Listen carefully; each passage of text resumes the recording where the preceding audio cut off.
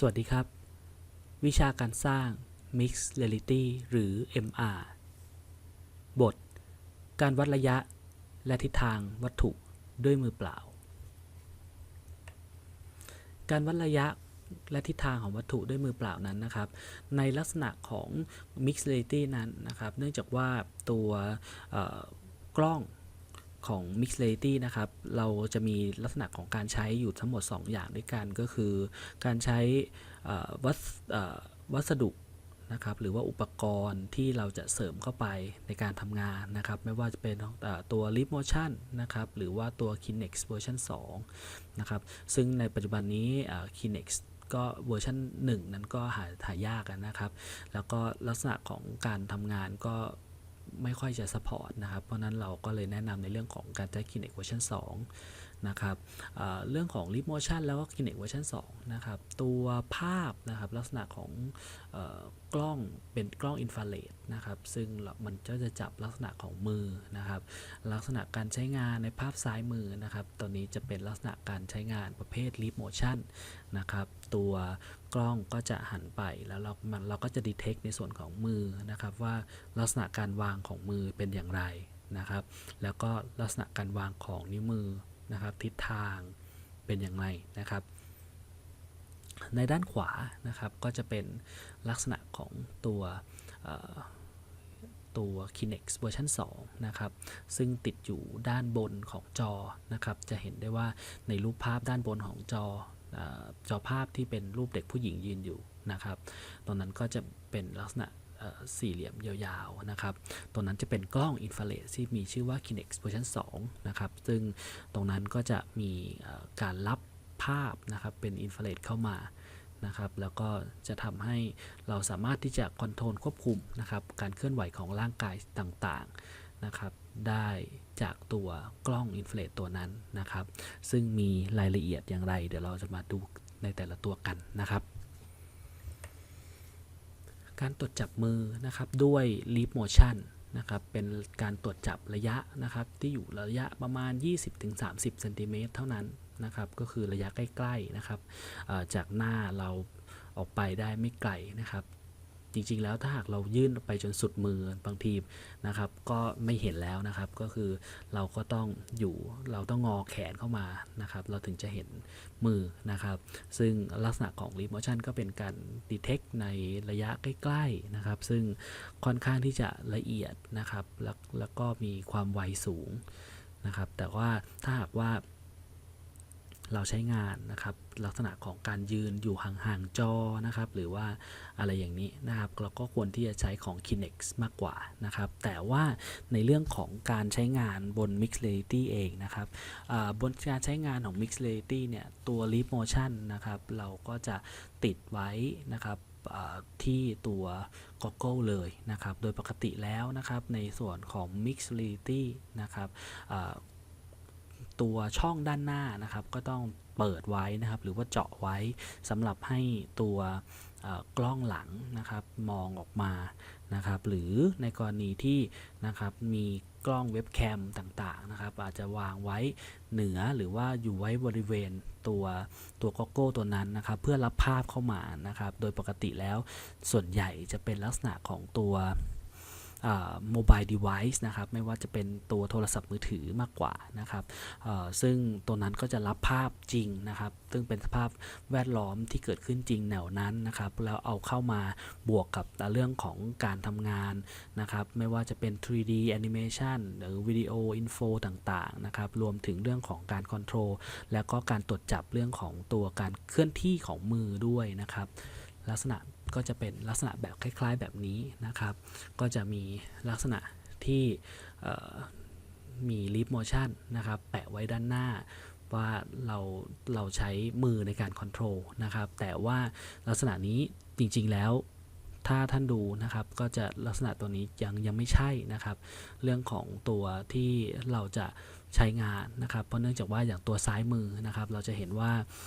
มันไม่มีกล้องนะครับมันปิดไว้หมดจริงๆแล้วช่องนะครับที่เป็นรูปรอยบากรูปสามเหลี่ยมที่อยู่ทั้งซ้ายทั้งขวานะครับตรงนั้นสามารถเปิดได้นะครับซึ่งปกติเวลาเราใช้งานเราต้องเปิดนะครับเพื่อที่จะให้กล้องส่องออกมานะครับเพื่อที่จะรับภาพ เวลาจริงนะครับเข้าไปประมวลผลนั่นเองนะครับเพราะฉะนั้นแล้วอย่างที่เรียนไว้นะครับว่าตัวMR นะครับจะคล้ายกับการทำงานจะคล้ายกับ VR แต่ว่านะครับสภาพแวดล้อมจะใช้สภาพแวดล้อมจริงเหมือน AR นะครับแต่มีการใส่ลักษณะตัวโกโก้คล้ายกับ VR แค่นั้นนะครับในส่วนของการใช้ Leap Motion นะครับก็คืออย่างโดยปกติแล้วนะครับก็เขาก็จะบอกว่าไม่ใช้ไม่เกิน90เซนติเมตรนะครับแต่ก็คือจริงๆแล้วระยะที่ควรเป็นปกติก็คือประมาณ30เซนติเมตรเท่านั้นนะครับมุมกวาดด้านหน้านะครับก็คือ150องศานะครับกวาดจากซ้ายไปขวานะครับพัฒนานะครับจริงๆแล้วปัจจุบันนี้ถ้าเราจะพัฒนาภาษานะครับการโปรแกรมมิ่งนะครับตัวคอนโทรลเลอร์ต่างๆที่เราจะมาใช้กับตัว Leap Motion นะครับในปัจจุบันก็ใช้กัน6ภาษาด้วยกันนะครับเป็น Java JavaScript C# นะครับ C++ แล้วก็มีในส่วนของPython นะครับแล้วก็ตัว Objective-C นะครับตัวนี้ก็จะใช้ร่วมงานทำงานกับ MR แล้วก็ VR ได้ดีนะครับซึ่งมันก็จะสามารถที่จะconnect นะครับแล้วก็ใช้งาน support กับเรื่องของการเคลื่อนไหวนะครับในรูปแบบของ 3D ได้ดีนะครับ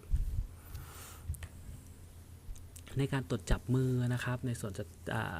ของ Kinect เวอร์ชัน2นะครับก็เป็นภาพนะครับก็คือเราจะดูเรื่องของแนวลึกมากกว่านะครับในแนวลึกระยะนะครับเราจะได้ไกลนะครับแล้วก็ค่อนข้างที่จะมีประสิทธิภาพกว่า Leap Motion นะครับแต่ถ้าหากว่าเราใช้ Kinect เวอร์ชัน2ปั๊บเนี่ยตัวที่เราใช้ในการส่งภาพต่างๆนะครับก็จะเป็นเรื่องของเราต้องใช้เว็บแคมนะครับเราต้องใช้การประมวลผลบน PC นะครับเพราะเนื่องจากว่าตัว Kinect เวอร์ชัน2นี้นะครับเราจะใช้ PC ในการประมวลผลนะครับแล้วก็ตัวภาษาที่ใช้นะครับก็อย่างที่ผมเรียนนะครับก็จะมีเรื่องของส่วนใหญ่ก็จะเป็นเรื่องของ C เรื่องของ Python เรื่องของ Java นะครับพวกนี้ไปแต่ตรงนี้นะครับอันนี้จะให้เห็นภาพตัวอย่างก่อนนะครับลักษณะของมือนะครับถ้าหากว่านะครับเราจะเห็นว่ามือมันจะมีเฉพาะมือใช่ไหมครับมันจะมีเฉพาะมือเพราะเนื่องจากว่าตัวเราอยู่ไกลนะครับแล้วเรายื่นมือนะครับมาใกล้ๆนะครับเรายื่นมือมานะครับใกล้ๆตัวกล้องนะครับเราก็จะเห็นว่าเฉพาะว่าโอเคละมันมีมือแล้วก็จะออกมาเป็นแถบสีอย่างนี้นะครับโดยที่ลักษณะมันจะแตกต่างจากตัวLeap Motion ทั่วๆไปก็คือเรื่องของ Leap Motion ที่จะเป็นเรื่องของโครงกระดูกขึ้นมาใช่ไหมครับเป็นโครงกระดูกขึ้นมากระดูกโครงกระดูกมือนะครับแต่ตัวนี้เนี่ยเราก็จะขึ้นมาเป็นสีเลยนะครับว่าส่วนใดบ้างที่ detect ได้นะครับอันนี้ก็จะดูเรื่องของความลึกนะครับลักษณะนะครับเรื่องของการตรวจจับนะครับอันนี้ก็คือเป็นตัวอย่างนะครับว่าเมื่อไหร่ก็ตามที่เราสามารถที่จะคอนโทรลสั่งการลงไปได้ว่าเมื่อมีการตรวจจับนะครับมือได้นะครับภาพแรกนะครับก็คือด้านขวาบนนะครับสีดำนะครับอันนี้ยังไม่มีการตรวจจับมือนะครับเมื่อไหร่ก็ตามที่ยังไม่มีการตรวจจับมือนะครับเราก็ให้ตัวบอลที่เป็นสีม่วงนะครับก็จะมาอยู่บริเวณด้านขวาล่างนะครับเมื่อไหร่ก็ตามนะครับที่มีการตรวจจับมือได้ตัวบอลนะครับก็จะถูกวางไว้ตรงกึ่งกลางนะครับเมื่อ detect เจอนะครับบอลก็จะเด้งขึ้นไปนะครับเพื่อที่จะไปทำการวางไว้ตรงจุดกึ่งกลางที่มือ